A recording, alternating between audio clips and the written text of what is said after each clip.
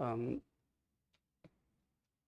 이번 성탄절 어떤 의미를 우리가 나누면 좋을까 이런 생각을 좀 많이 해봤는데, 특별히 그 최근에 제가 이렇게 여러 가지 생각이 뭐 말씀이 이제 쭉 우리 요한계시록 공부도 해왔고, 또 여러 가지 우리 성도님들 이렇게 만나고 이런 여러 가지 환경 속에서 주님께서 이 땅에 오셨다.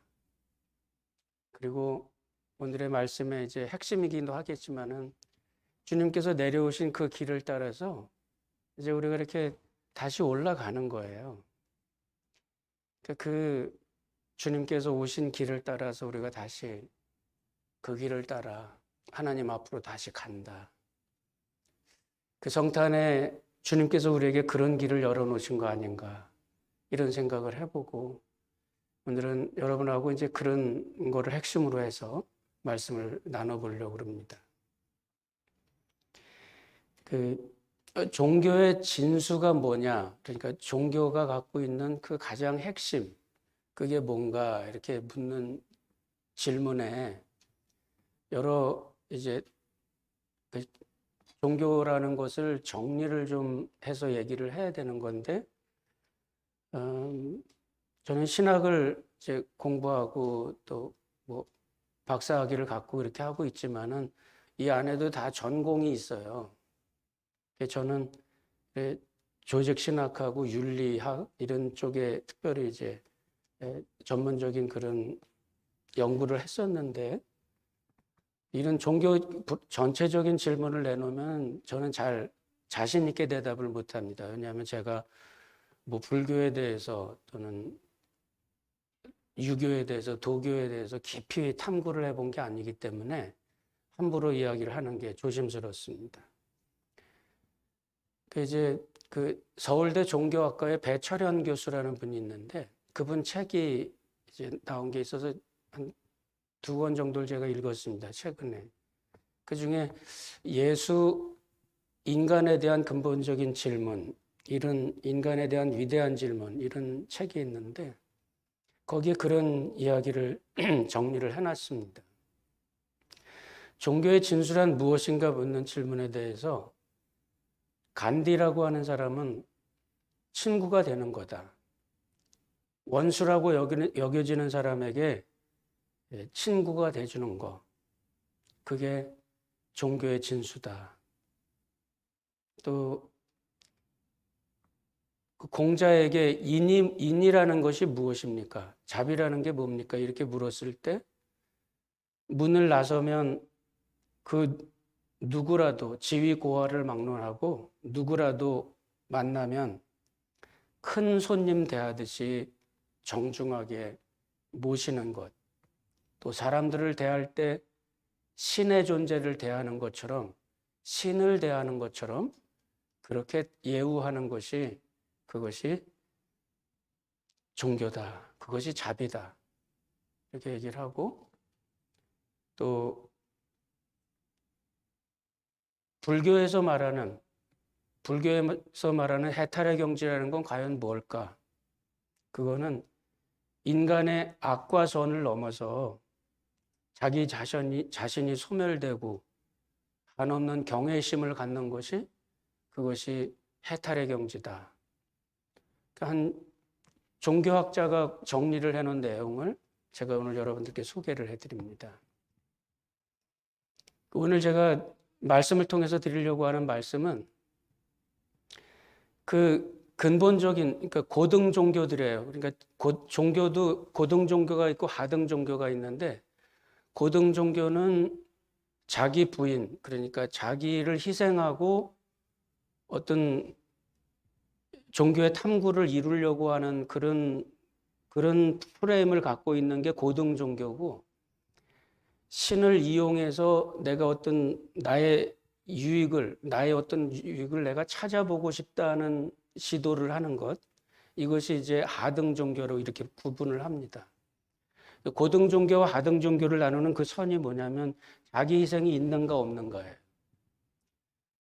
그런데 그 모든 고등 종교들의 그 근본 그 공통점이 바로 뭐냐면 그 궁극적인 추구, 종교의 궁극적인 추구가 어디에 있느냐면 어떤 원리를 찾아가는 겁니다.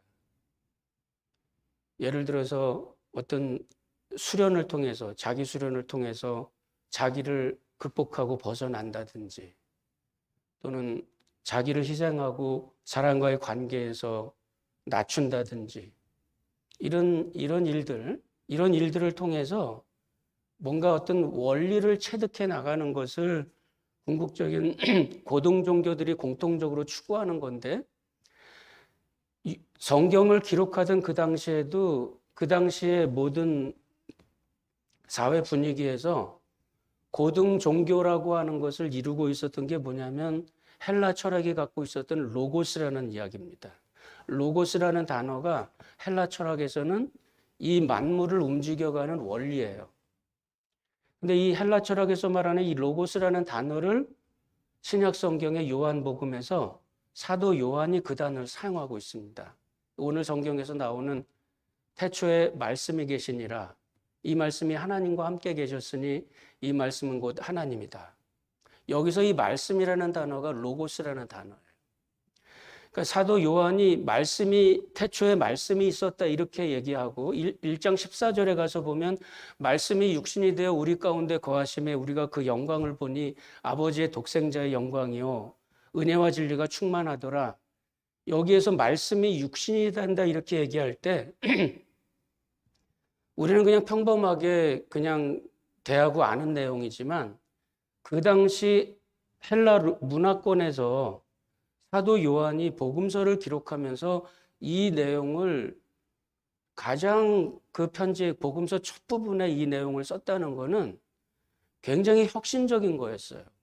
그 당시 지성인들, 그러니까 보통 그냥 신전에서 난잡하게 어떤 예배를 하고 그러는 하등 종교의 분야가 아니라 헬라 철학의 로고스가 소개하고 있는 그 만물을 움직여가는 근본적인 원리를 탐구해 가던 그 지성인들 그룹에서는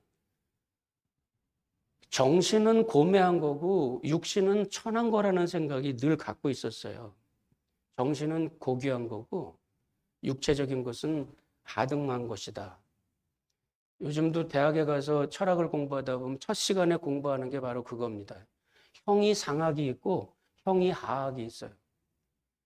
그러니까 그런 지성인들은 보통 정신적인 것은 고매한 거고 육신적인 것은 천한 것이다. 이런 생각을 갖고 있는 그 사회에다가 말씀이 육신이 되었다. 이렇게 얘기를 하면 굉장히 이게 뭐지? 이러는 충격으로 받아들이는 정도의 메시지였어요. 말씀이 육신이 되었습니다. 로고스는 로고스처럼 고귀하고 플래시는 육체로서 천한 것인데 어떻게 로고스가 플래시가 되냐? 어떻게 말씀이 어떻게 육신이 되냐? 말도 안 되는 이야기를 하고 있다. 거기에다가 사도 요한이 쓴 이 복음서는 그래서 굉장히 중요한 그런 의미를 갖고 있습니다. 그래서 그 초대교회 중세에 활동했던 이레니우스라고 하는 유명한 교부가 있는데 그분이 했던 말이 중요한 말이 있어요. 하나님이 육신을 입고 이 땅에 오신 것은 우리로 하여금 신이 되게 하기 위한 것이다.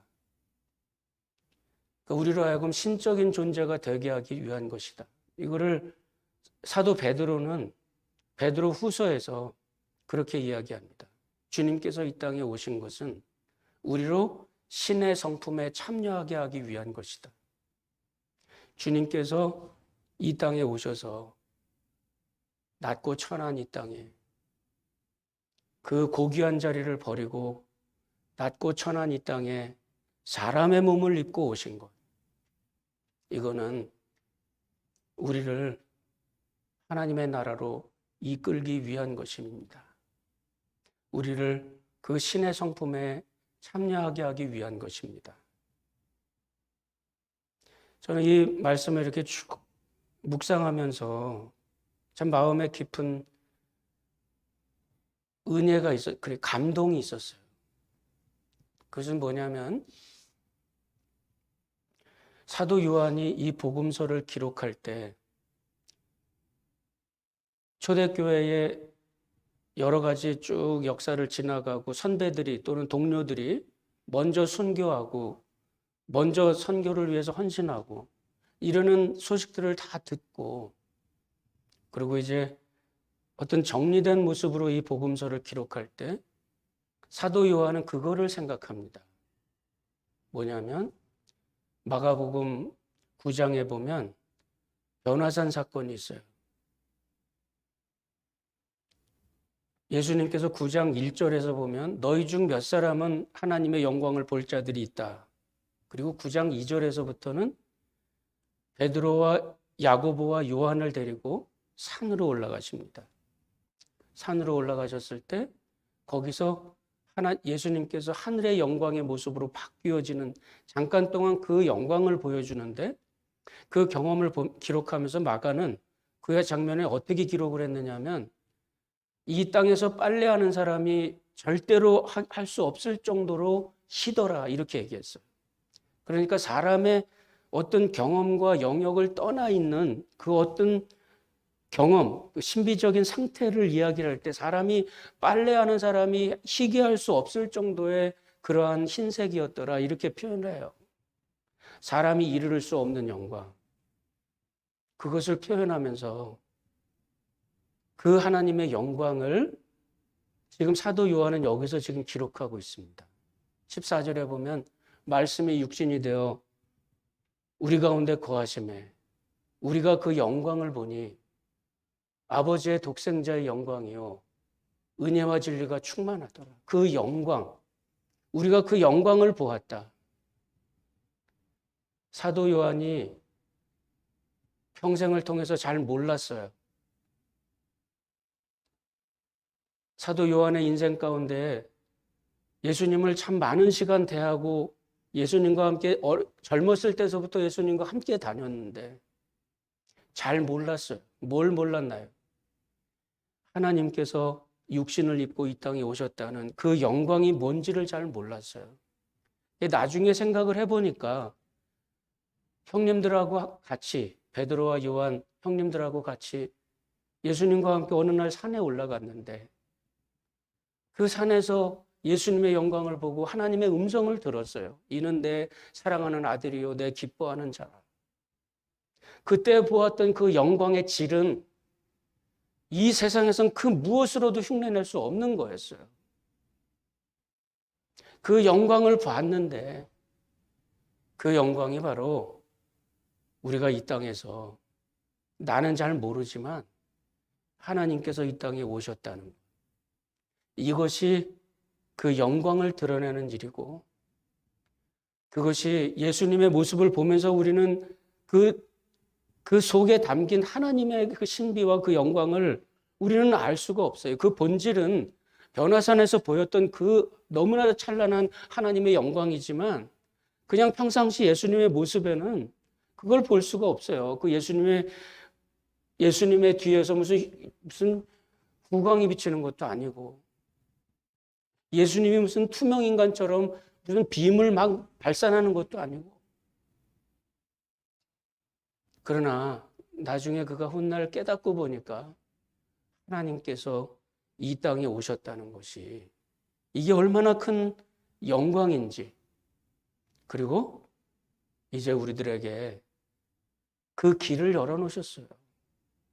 하나님께로 갈 수 있는 길. 교부 이레니우스는 그거를 나름대로 자기의 묵상 가운데 발견하고 주님께서 이 땅에 오신 것은 우리로 하여금 신이 되게 하기 위한 거였구나. 우리 기독교의 3대 신경이 있죠. 지난번에 우리 사도신경 공부했는데 니케아 신경이 또 하나 있고 그 다음에 아다나우스 신경이 있는데 그 아다나우스 신경은 핵심 내용이 바로 그겁니다. 사람이 영혼을 가지고 육체를 가지고 있듯이 예수님은 하나님인 동시에 사람입니다. 만약에 이것을 믿지 않으면 우리는 구원받을 수 없습니다. 아다나시우스 신경은 그렇게 명백하게 이야기를 하고 있어요. 그러면 주님께서 이 땅에 오셨다는 것, 이거를 우리가 잘 이해하고 잘 믿어야 돼요. 근데 그게 뭔지 잘 이해가 안 되는 것, 이것이 우리 매해 성탄절을 지내면서 우리가 겪는 숙제입니다. 우리는 왜 그걸 모를까? 사도 요한이 요한복음에서 지금 기록하고 있는 이 말씀의 핵심이 바로 그 내용입니다. 여기서 우리가 한 가지 생각해 볼 게 있는데, 그러면 주님께서 내려오셨다는 건 우리가 믿겠는데, 그럼 그 길을 따라서 우리는 어떻게 올라갑니까? 어떻게 하면 되죠? 이런 질문을 우리가 하죠. 어떻게 하죠? 어떻게 그 길을 따라서 우리가 어떻게 올라가죠? 여기서 이제 제가 여러분들에게 함께 나누고 싶은 말씀은 누가복음 5장에 보면 예수님께서 제자 베드로를 부르시던 장면이 있는데, 그걸 한번 제가 이렇게 설명을 좀 해드려 볼게요. 5장에 보면 3절에서 베드로가 배를 가지고 있는데 예수님께서 그 배에 올라타십니다. 그리고 배를 조금 해변에서 떨어지게 해서 해변에 있는 사람들이 예수님을 잘 볼 수 있게 그렇게 해놓고 거기서 말씀을 강론을 하십니다. 그때 표현이 뭐냐면 예수님께서 어떤 한 배에 올랐다 이거예요. 예수님께서 베드로의 배에 올랐다 이렇게 표현하지 않았고, 예수님께서 그 많은 배들 중에 어느 한 배에 올랐다 이렇게 얘기를 해요. 그 배가 베드로의 배였어요. 그 말은 베드로가 특별한 어떤 존재가 아니라 그냥 그 불특정 다수 수많은 사람들 중에 베드로는 한 사람이었어요. 그 군 중에 한 사람이었다는 거죠. 그 배에 예수님 오르셔서 강론을 하시는데 베드로도 역시 그 강론을 듣습니다. 제자 베드로가 아니라 그저 많은 군 중에 한 사람으로서 베드로가 말씀을 접합니다. 말씀을 접하고 예수님께서 깊은 데로 가서 그물을 내서 고기를 잡으라. 베드로가 우리가 밤새도록 고기를 잡으려고 해봤는데 잡은 것이 없지만은 말씀에 의지해서 내가 그물을 내리겠습니다. 그물이 찢어지도록 크고 많은 물고기들이 잡혔어요. 베드로의 반응은 물고기가 많이 잡혀서 잘 됐다. 돈을 많이 벌게 돼서 내가 축복을 받았다. 이런 말을 한 게 아니었어요. 주여 나를 떠나소서 나는 죄인이로소이다. 그가 경험한 것은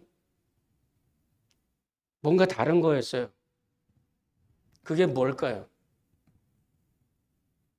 베드로가 자기가 가지고 있던 경험과 지식을 가지고 밤새도록 그물질을 했지만 못 잡았어요. 예수님께서 깊은 데로 가라 이렇게 말씀하셨을 때 그 성경의 내용은 깊은 데로 일단 가라 이거예요. 그 말은 모든 익숙한 것에서 떠나라는 말입니다. 내가 갖고 있는 모든 것, 내가 익숙한 것, 내가 갖고 있는 지식, 경험, 그거보다 더 중요한 게 있어요. 오늘 그날 베드로는 어부로서 고기 잡는 일에 인볼브를 해서 그것을 경험했지만 그것만이 아니었어요. 자신의 어떤 경험을 떠나 나갔을 때 그때서 거기서 만났던 게 있었어요. 거기서 만난 것. 하나님의 어떤 것입니다.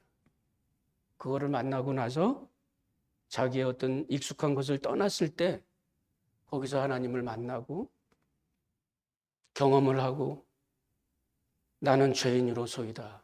나를 떠나소서. 그렇게 하고 예수님께서 이제 후로는 네가 사람을 취할 것이다. 나를 따르라. 그렇게 하니까 그 다음 표현이 그렇게 나옵니다. 그들이 배와 모든 것을 버려두고 예수를 쫓으니라. 그물을 많이 그물이 찢어지도록 많은 결과를 얻게 해주신 예수님께 감사하고 이게 너무 좋습니다. 이게 아니라 다 버리고 예수님을 따라 떠나요. 저는 여기에 핵심적인 모습이 있는 거 아닌가 생각을 해봅니다.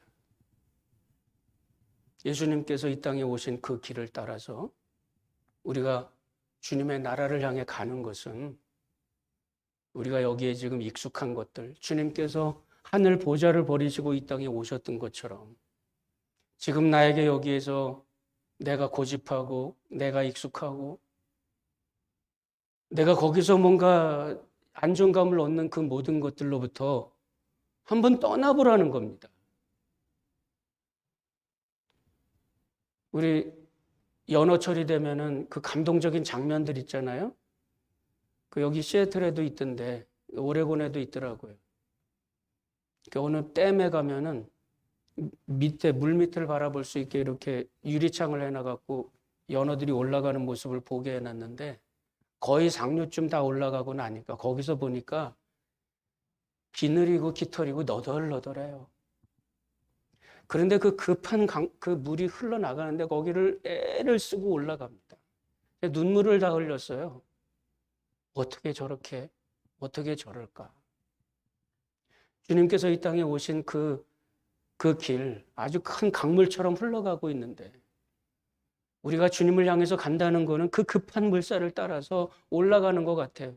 평생 바다에서 살다가 마지막 이제 내가 산란을 할 때가 됐다 이렇게 판단이 들었을 때 자기의 태어난 그곳을 그 상류를 향해 올라가려고 대장정을 떠나는 그 마음을 우리가 생각해 본다면 얼마나 비장할까 그런 생각을 해봤어요. 그 마음이 얼마나 비장할까.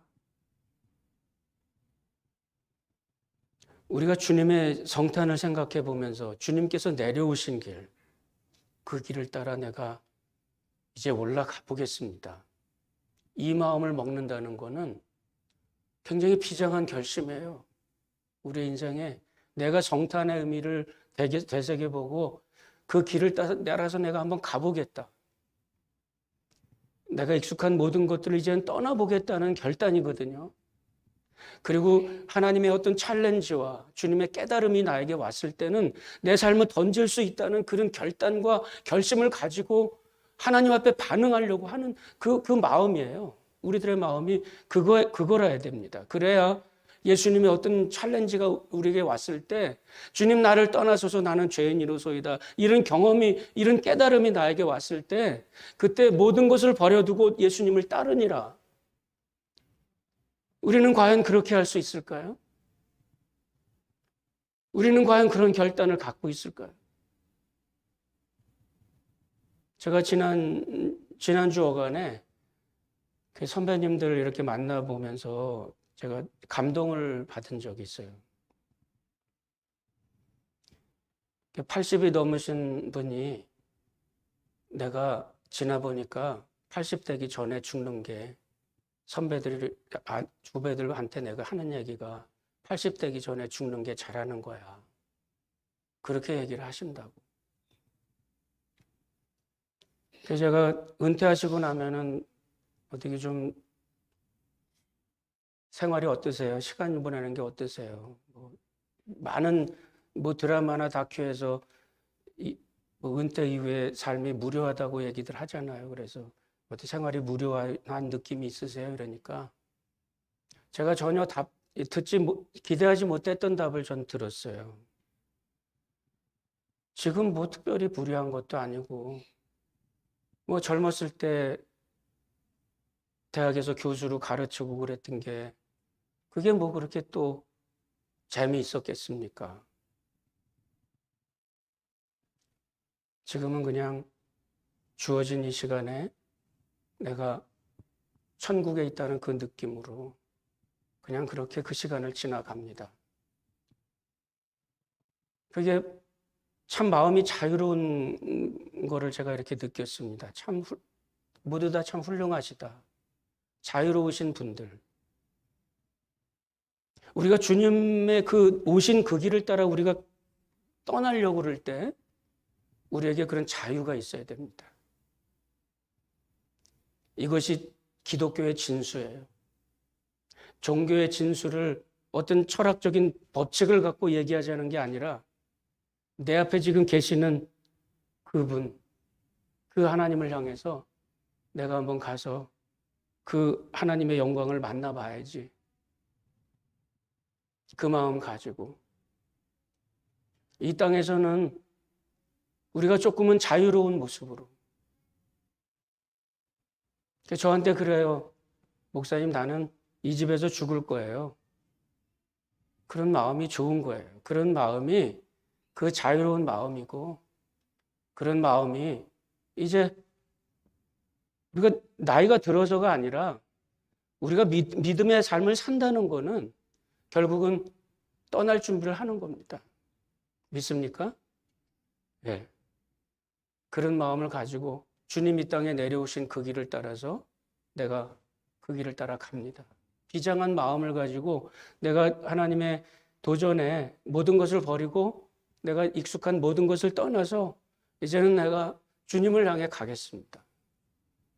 거기서 우리는 그 영광을 만날 거고 주님께서 내려오실 때 두고 오셨던 그 영광을 우리는 거기에 가서 만날 겁니다. 그런 믿음을 가지고 우리가 이 세상에서 자유로운 본향을 향해서 걸어가는 그런 자유로운 신앙적인 결단들이 우리 가운데 있고 아마 이런 마음의 자세가 여러분들을 더 자유롭게 하고 신앙생활을 더 기쁘게 하리라 이렇게 생각합니다. 우리 가운데 그런 은혜가 있기를 바랍니다. 기도하십시다.